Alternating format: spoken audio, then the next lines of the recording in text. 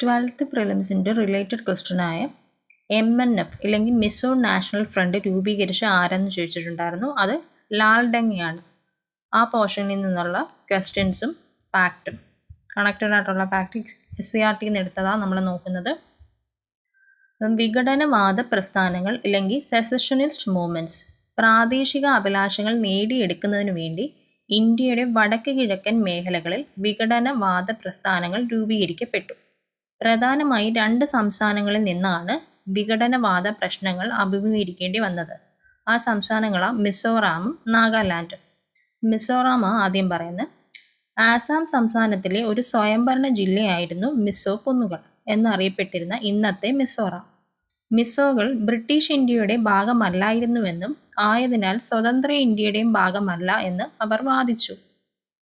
1959 മിസോ കുന്നുകളിലുണ്ടായ രൂക്ഷമായ ക്ഷാമം നേരിടുന്നതിൽ അന്നത്തെ ആസാം ഗവൺമെന്റ് പരാജയപ്പെട്ടതോടെ മിസോകളുടെ വിഘടനവാദ പ്രസ്ഥാനത്തിന് ജനകീയ പിന്തുണ ലഭിച്ചു. മിസോകൾ ലാൽ ഡെങ്ങയുടെ നേതൃത്വത്തിൽ മിസോ നാഷണൽ ഫ്രണ്ട് എന്ന സംഘടന രൂപീകരിച്ചു. അങ്ങനെ 1966 മിസോറാമിന്റെ സ്വാതന്ത്ര്യത്തിനു വേണ്ടി MNF സായുധ കലാപം ആരംഭിച്ചു. ഗറില്ല യുദ്ധമുറയാണ് മിസോ കലാപകാരികൾ ഉപയോഗിച്ചത്. കലാപകാരികൾക്ക് പാകിസ്ഥാൻ ഗവൺമെന്റിന്റെ സഹായം ലഭിച്ചു. ഇന്ത്യൻ സൈന്യം ശക്തമായ പ്രത്യാക്രമണം നടത്തുകയും അതിൽ സാധാരണക്കാരും ഇരയാവുകയും ചെയ്തു. ഈ നടപടി അവിടുത്തെ ജനങ്ങളിൽ കടുത്ത വിദ്വേഷവും അകൽച്ചയും ഉണ്ടാക്കി. ഓക്കെ, ഇനി അടുത്ത ലാൽ ഡെങ്ങ, അദ്ദേഹത്തെ കുറിച്ച് പറയുന്നത് എന്താണെന്ന് നോക്കാം. മിസോ നാഷണൽ ഫ്രണ്ടിന്റെ സ്ഥാപക നേതാവായിരുന്നു ലാൽ ഡെങ്ങ.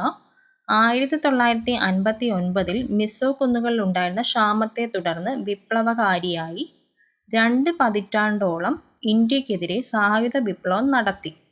1986 രാജീവ് ഗാന്ധിയുമായി കരാറിൽ ഏർപ്പെട്ട് ഒത്തുതീർപ്പിലെത്തി.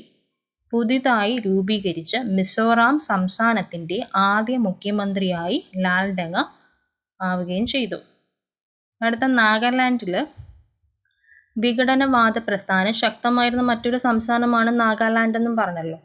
അവിടെ മിസോറാമിനുമായിട്ട് 2 കാര്യത്തിൽ മാത്രമാണ് ഡിഫറൻറ്റ് ഉണ്ടായിരുന്നത് നാഗാലാൻഡിന്. അതിൽ ഒന്നെന്ന് പറയുന്നത് വിഘടനവാദ പ്രസ്ഥാനം മിസോറാമിനേക്കാൾ മുന്നേ ആരംഭിച്ചത് നാഗാലാൻഡിലാണ്. മിസോറാമിനെ പോലെ ശുഭപര്യവസാനം നാഗാലാൻഡിലെ പ്രശ്നങ്ങൾ ഇതുവരെ ഉണ്ടായിട്ടില്ല. ഇപ്പോഴും പ്രാദേശിക അഭിലാഷങ്ങളുടെ പേരിലുള്ള ഏറ്റുമുട്ടൽ നാഗാലാൻഡിൽ തുടരുന്നു എന്നാണ് പറയുന്നത്. ഇനി 1951 അങ്കമി സഫു പിസോയുടെ നേതൃത്വത്തിൽ ഒരു വിഭാഗം നാഗന്മാർ ഇന്ത്യയിൽ നിന്ന് സ്വാതന്ത്ര്യം പ്രഖ്യാപിച്ചു. എന്നാൽ ചർച്ചയിൽ ഒരു ഇതും നടന്നില്ല. അത് തള്ളിക്കളഞ്ഞ് പരമാധികാരം നാഗന്മാർക്ക് നേടിയെടുക്കുന്നതിനു വേണ്ടി അവരുടെ സംഘടനയായ നാഗാ നാഷണൽ കൗൺസിൽ ആരംഭിച്ചു. അതും സായുധ കലാപമാണ് നടത്തിയത്. ഇനി അങ്കമി സഫു പിസോനെ കുറിച്ച് പറയുന്നത് എന്താണെന്ന് നോക്കാം. സ്വതന്ത്ര നാഗാലാൻഡിന് വേണ്ടിയുള്ള പ്രസ്ഥാനത്തിന്റെ നേതാവ്. നാഗാ ദേശീയ കൗൺസിലിന്റെ അധ്യക്ഷനായിരുന്നു ഇദ്ദേഹം. ഇന്ത്യക്കെതിരെ സായുധ സമരമാണ് നടത്തിയിരുന്നത്. ഒളിവിൽ പോയി പാകിസ്ഥാനിൽ താമസിക്കുകയും ജീവിതത്തിന്റെ അവസാനത്തെ 3 ദശാബ്ദങ്ങൾ UK ബ്രിട്ടനിലുമായിരുന്നു ഇദ്ദേഹം. ഓക്കെ, അപ്പോൾ ഇത്രയാണ് ആ ക്വസ്റ്റ്യൻ റിലേറ്റഡ് ആയിട്ട് വരുന്ന ഫാക്ട്സ്. അപ്പം thank you for watching. Bye.